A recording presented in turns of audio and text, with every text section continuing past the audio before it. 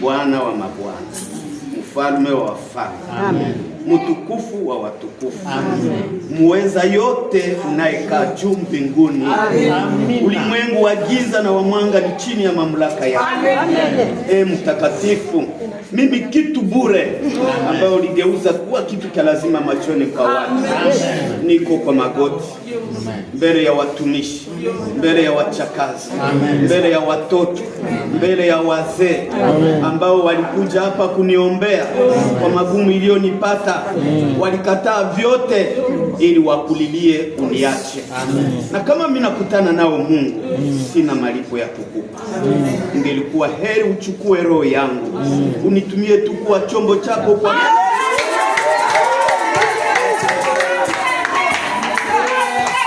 kazi yote ndatumikia taifa hili. Wale walitaka kunivunja moyo, hawawezi weza kunivunja.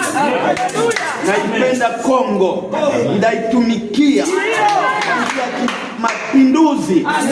Asante kwa kuwa unabaki kuwa mfalme. Na kamwe hujawahi kujikontredire Mungu. Yale uliahidi yametimilika. Basi nikushukuru na niseme asante. Kwa jina la Baba, Mwana na Roho Mtakatifu. Amen.